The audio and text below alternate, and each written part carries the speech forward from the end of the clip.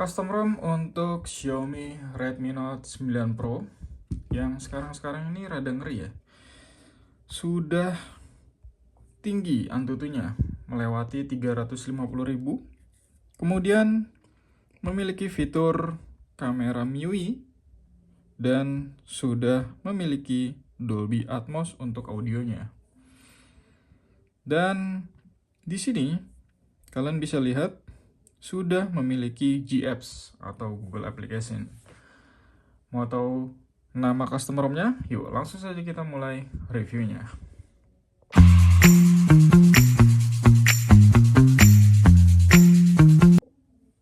Oke, ini adalah nama custom ROM-nya, yaitu Ultimate Experience atau Ultimate OS. Versinya itu 14, versi 1 official ya. Kemudian menggunakan Android 14, kalian bisa lihat di sini. Dan ini akan install yang versi Akang itu install yang versi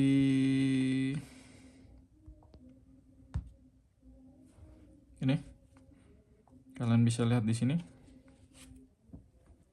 Versi tanggalnya itu tanggal 2024 ya. Berarti tahunnya tanggal 20 bulan 8 tahun 2024. Jadi bacanya tahun dulu, kemudian bulan, kemudian tanggal. Seperti itu. Oke. Untuk yang pertama, seperti biasa, kita cek lock screen-nya seperti apa. Lock screen-nya seperti ini dan bisa di customize di settingannya. Kemudian untuk toggle-nya seperti ini. Jadi sama seperti Android 14 kebanyakan. Dan jika kalian kurang untuk toggle-nya, kalian bisa drag and drop dari bawah ke atas fungsi apa yang kalian perlukan, seperti itu. Kemudian di atasnya juga ada slider brightness, bisa di auto juga di sini. Dan ada tombol setting plus tombol power. Ini khusus untuk toggle yang ada di Android 14 di custom ROM Ultimate OS ini. Kemudian untuk notification-nya itu nanti akan seperti ini ya. Dan untuk home screen-nya kalian bisa lihat seperti ini. Jadi ada gambar daun. Kemudian di sini ada Welcome to Ultimate OS dan We Love You 3000 seperti itu. Kemudian untuk apps drawer-nya itu seperti ini. Jadi sudah beberapa aplikasi sudah akan install ya, mulai dari banking, kemudian Antutu, dan gaming, hanya Mobile Legends saja. Kemudian kita akan masuk ke setting.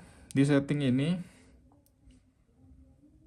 kita bisa melihat beberapa menu ya, sama seperti custom ROM lainnya. Di sini ada network and internet yang kalian bisa aktifkan untuk internetnya, airplane mode, data saver, VPN, private DNS, network traffic indicator seperti ini.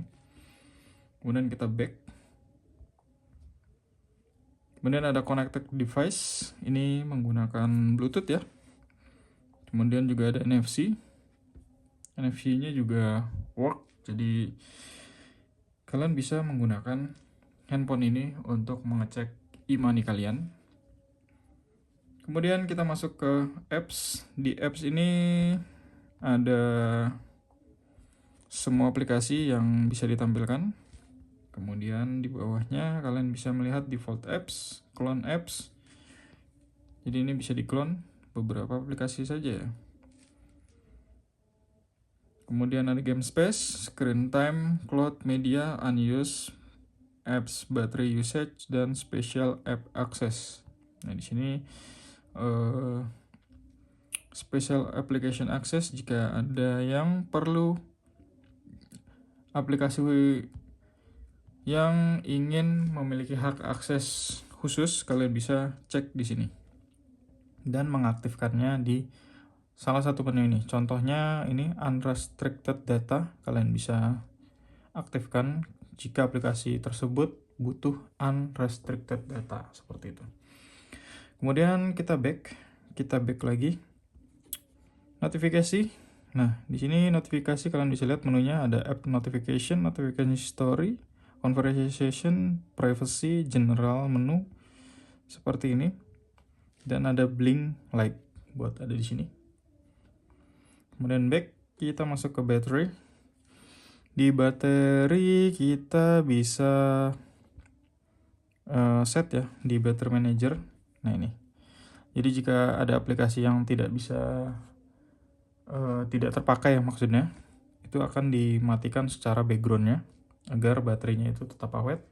Dan kita back lagi. Kemudian ini di storage.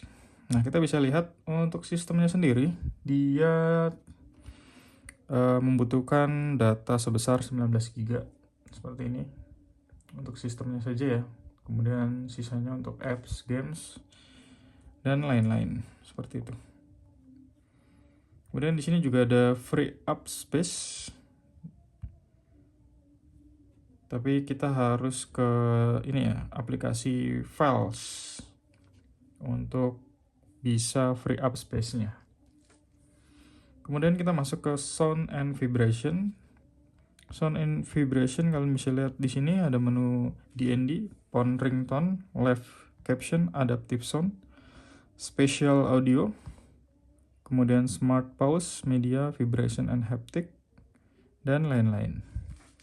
Kemudian kita back, kita masuk ke display. Nah untuk display kalian bisa lihat di sini menunya ada brightness level, adaptive brightness, lock screen. Nah, untuk lock screen seperti ini. Ada hide QS in secure lock screen. Jadi kalau misal di lock screen seperti ini, nah quick setting kan bisa ditarik seperti ini ya. Jika kita aktifkan ini, kita matikan, kita nyalakan lagi, harusnya tidak bisa, harusnya ya, jadi di hide. Tapi karena lock screennya kita tidak pakai pin ataupun gestur ataupun yang titik-titik itu atau password, jadi mungkin fungsi ini tidak berfungsi ya. Jadi harus diaktifkan terlebih dahulu untuk pin ataupun password ataupun gestur lock screen-nya. Kemudian kita back dan kita masuk ke display size and text. Seperti biasa ini bisa membesar dan mengecilkan font. Kemudian ini display size untuk membesarkan tampilan displaynya. Kemudian bold text seperti ini. Jadi di bold semua sama kayak iPhone. Kemudian high contrast text. Kita back. Kemudian di sini juga kita bisa customize icon shape-nya. Apakah mau mirip iOS, Pebble, Raceball, Rounded Rectangle, Square, Squircle, Teardrop. Ini akan pilihnya yang iOS. Kemudian ada icon pack, icon manager, night light, color, auto screen, dan screen saver. Kemudian kita masuk ke accessibility. Untuk accessibility, ini ada live transcript seperti ini. Kemudian ada sound notification, kemudian ada switch access, kemudian ada select to speech, kemudian talkback, display text, color and motion, seperti ini. Kemudian ada extra dim, jika kalian membutuhkan kegelapan ekstra. Kemudian ada accessibility menu, timing control, system control, vibration and haptic, live caption, caption preference, kemudian audio description, dan lain-lain. Kemudian kita masuk ke sini, security and privacy, hanya seperti ini ya. Nah, untuk device lock-nya kalian bisa ganti di sini, swipe pattern, pin, dan password. Kemudian di sini ada privacy. Nah ini, kalian bisa lihat menu-menunya. Kemudian kita masuk ke safety and emergency. Ini menunya.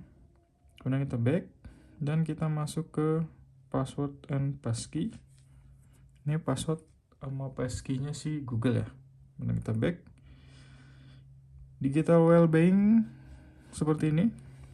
Mengetahui aktivitas penggunaan handphone kita, apa saja, aplikasi apa saja yang kita sering gunakan.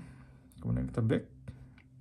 Kemudian kita masuk ke Google Service and Preference seperti ini.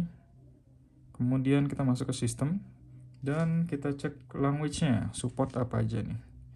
Untuk apps language-nya, nih sistem language kita coba cek. Nah ini ada banyak sekali language yang disematkan di custom ROM ini, jadi cukup lengkap ya, dari A sampai Z sampai icon-icon. Ini sudah J, K, kemudian M, R, kemudian T, nah kemudian icon-icon ini.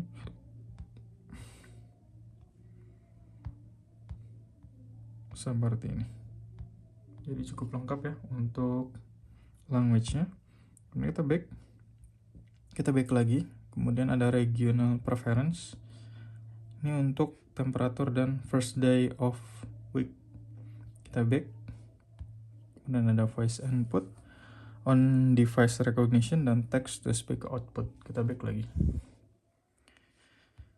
Nah, di sistem itu menunya banyak sekali ya. Jadi ada language, keyboard, live translate, MIS, ini Google Play Integrity Spoof.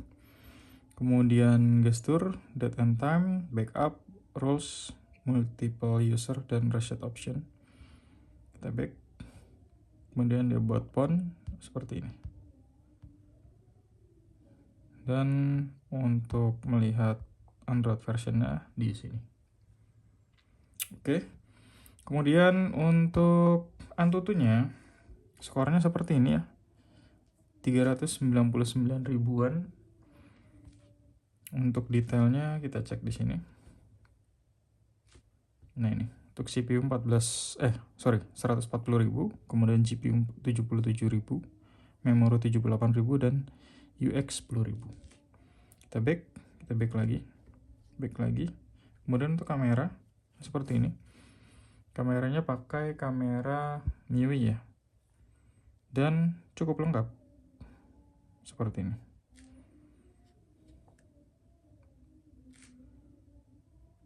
Oke, kemudian ada audionya. Audionya pakai Dolby Atmos. Kalian bisa cek di sini. Untuk suaranya kebetulan nggak ada NCS di sini, jadi Akang tidak bisa testing untuk suaranya. Kemudian kita masuk ke gaming. Untuk gaming ini sama seperti Pixel Edge kemarin. Mobile Legends itu bisa sampai ini nih, sebentar. Kita tunggu loadingnya selesai. Kita cek setting. Nah ini. Sampai high frame rate-nya itu sampai super atau 90 Hz, dan grafiknya di ultra bisa. Jadi seperti ini ya.